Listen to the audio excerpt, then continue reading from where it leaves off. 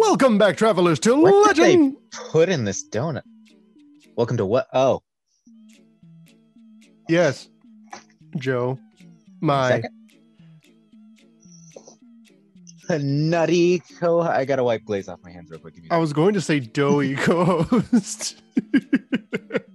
I don't remember any catchphrases from the Pillsbury Doughboy. Anyway, are we doing legendary lore? Yes, and we're talking about Zimone. Did I get legendary lore right? Yes, you did. I've evolved. I like the new Joe. Just give old Joe a donut and he'll evolve into new Joe, also known as Cool Joe, because he's cooler. And I am Frieza. We are talking about Zimone of the Quandrix College.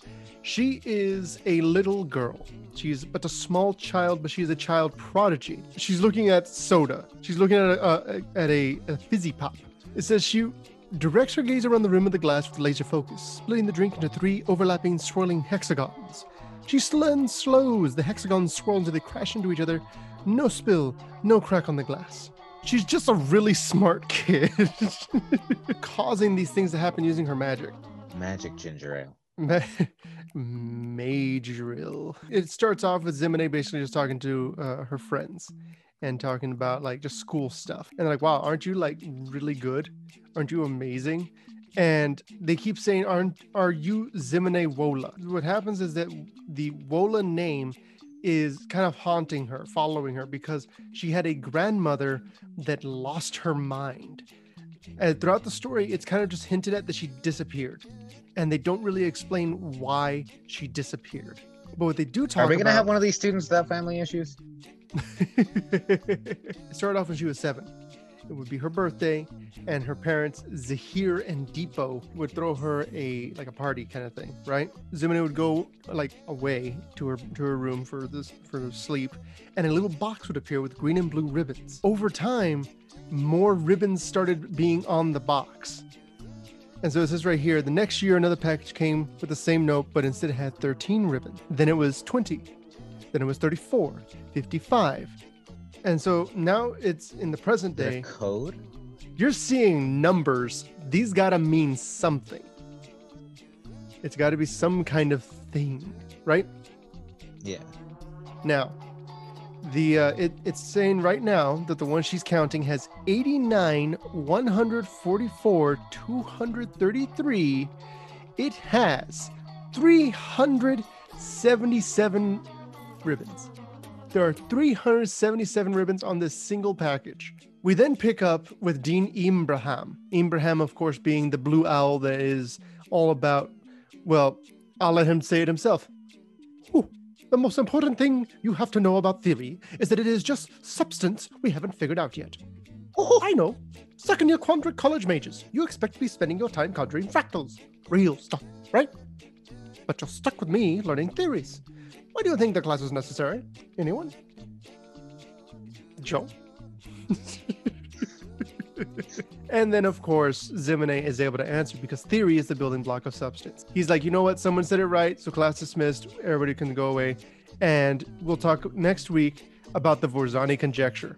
He, of course, then pulls back Zimone and is like, hey, why didn't you own up to it? And he goes, because your grandmother, Nimirodi Wola, was confident and she was also able to answer the questions right. And he's saying like, well, you're just as good, if not better than her. Like, why aren't you like stepping up to the plate, basically? He also kind of gives her a little bit more information. He says she used to be a professor, her grandmother, and was an even better colleague than she was a professor. And that he loved her until she left. And again, no one wants to tell her exactly what happened to her. Then Zimone goes over to the next class, which is instead with Kiane, the green dean. While Zimone is in the green dean's class, she kind of just gets to see like the more physical side of things, and she kind of makes her decision. She's going to solve the Vorzani conjecture. So she goes over to the library. She checks out the book, and she takes it. And the last person to take this particular book out about the Vorzani conjecture, extended reading on fractal theory, is Nimiroti Wola from 14 years prior. There's a chance, a very high chance, that whatever caused her grandmother to leave had something to do with the Vorzani conjecture. She opens it up and she's looking inside and she sees notes in like the in the side. And it says, it holds the key to unlocking the very essence of the universe, a boundless infiniteness never solved. Most Strixhaven professors have since stopped studying it. Only Dean Ibrahim teaches it for 1 week to second-year Quandrix College mages. He's second year? Well, yeah, because you're not going to teach this the first years. No, but Zimone second year? Well, yeah. At this point, Zimone is second year. She got in. Can you not really measure her by years since she's just young and came to the college? Well, the thing is that most of the people come in their first years, but when you're a first year, you're not part of any group. You're not part of a college. Oh. It's just like in normal college when you show up and they're like, you got to get your basics done first. And that's why it doesn't really matter if you choose and a major. And then you fall asleep in history, and history takes you like 3 different times to do. So and they're like, oh, you must really like history. So you've taken the same one 3 times. Hours just go by. And eventually it's lunchtime and she's like, oh snap, I gotta go. And so Isabeau is basically like a tree folk that's in the library, which I'm really hoping we get to see Isabeau in the next Strixhaven set, because I love the idea of a librarian made of paper. I know she's made of wood, but paper's made of wood. It's kind of messed up. I mean, we have slots now. We're not going to have Jodzi probably. We're not going to have Exodus in the next set. That is true. Inside the book is a handwritten note. Numbers 1 step backward to go on forever. Living books that talk to you on the pathway of light. She's going to be Cody. I mean, it's a possibility. That's the only living book here. And then it talks about a dream that Zimone has. And in the dream, she thinks that she sees her grandmother, who has a bunch of blue-green ribbons in her hair. She looks around her in the Arithmodrome, which is where they are. It starts to crumble. You may remember the Arithmodrome from the blue-green episode. Yes, that's where they eat too. The what? That's where they eat too. No, this is her dream. Oh, okay. That's right. She's having this dream about her grandmother. Like, what do you have today? Fractals. Fractals with a side of fractals and an infinite repeating pie. It was delicious. I'm still eating it. So, and the dean comes up just like, oh, you guys aren't having green beans? Basically, Dean Kiane is like, hey, Zimone, how you doing? What has Dean Ibrahim been telling you to do? And she's like, nothing. Dean Ibrahim isn't making me do anything. She's like, I know you're smart, but you're also naive because you're a child. And Ibrahim is making you do the Vorzani conjecture, isn't he? That's a dangerous thing to be doing. And she's like, he's not doing anything. He's not forcing me to do it. Zimone just stands up and is just done. I felt like this didn't make a lot of sense for her character at this point because she was timid up to now. It's an act of defiance that doesn't fit what we've been shown for her character. I know. It's just like, oh, in class, quiet, smart, quiet. And then suddenly just like, hey, that thing he's telling you to do, don't do it. He hasn't told me to do anything. Don't do it. I'm going to do it. What is it? I don't know. I'll find out and then I'll do it. Like the last thing she says to her is, again, well, let me tell you what it says before that. Kiane reveals something about her grandmother. She says, this is the same thing he did to your grandmother. He egged her on until the Ulrika got hold of her. You have a brilliant mind, and you're going to make a powerful mage one day. But you need to leave the unknown. There is a reason why no one has unraveled the Vorzani conjecture. And then she's like, Dean Ibrahim has nothing to do with this. And then she just leaves. Obviously, with the way I read, Kiane's response is probably how it was intended, with a much more stern sense to explain why Zimone acts the way she does, responding wise. But there's no indication that Dean Kiane is not just trying to help her. And I feel like her character Zimone, from what we've read so far, would be open to receiving help. And yeah, Kiana doesn't look or seem like the type to just be like, stop what you're doing. It's like, hey, you shouldn't do that.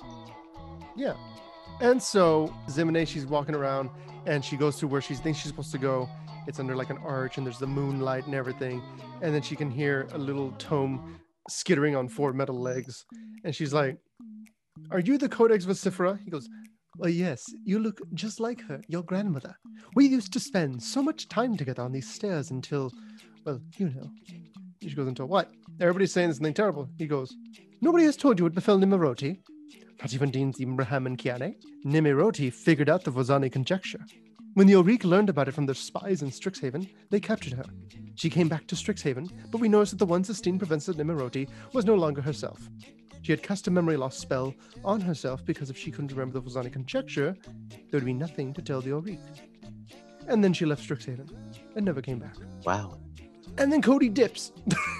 Yeah, he's just gone. And she's like, she just kind of left there with all that information. So as Cody is leaving her, she starts looking at the steps, and it's 1 step forward, 1 step back, 2 steps forward, 1 step back, 3 steps forward, 1 step back, 5, 3, and so on, right? Isn't that a country song?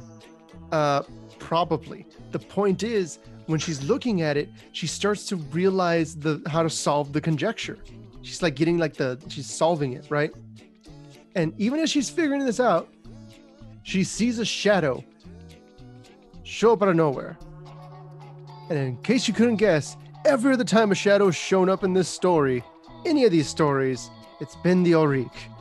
And they bop her on the head. They then zap her until she wakes up.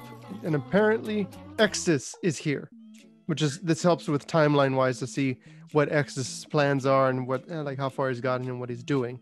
That's why we're listening to it here. Yes.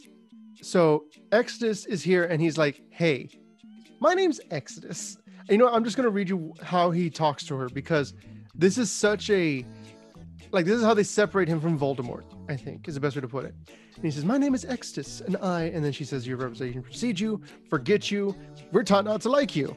And he's like, I'm sorry, the mage hunter we sent startled you. We are usually more delicate about bringing in new recruits. But the thing is, you possess so much power. And she's like, where am I? You're where you need to be. We have followed you for years. We know about the packages and the notes. And she thinks, oh, snap, these guys are the ones sending me the notes. They've been using me. She's like, no, Nimeroti is always a step ahead of us. She tailors the packages and the notes that only you can receive and read them. And obviously, because she's been captured by the Oriq, she's like, are you going to torture me? Is that what your plan is? Because it's not going to work. And he's like, no, the Oriq don't torture people to join us or do our bidding. We respect everyone's free will. We didn't do anything to your grandmother. The weight of the Vozani conjecture was too heavy for Nimeroti to bear. It drove her into delirium. We tried to help her relieve the burden, but she wouldn't hear any of it. And then, of course, Zimone jumps up, grabs the ribbons, and starts smacking and laying them all flat on the ground. And even this little 13-year-old girl is just punching Oriq everywhere. Yeah, she's just, it's the, what's the name of the spell? Decisive denial. She's decisive denialing everyone and just laying them out flat.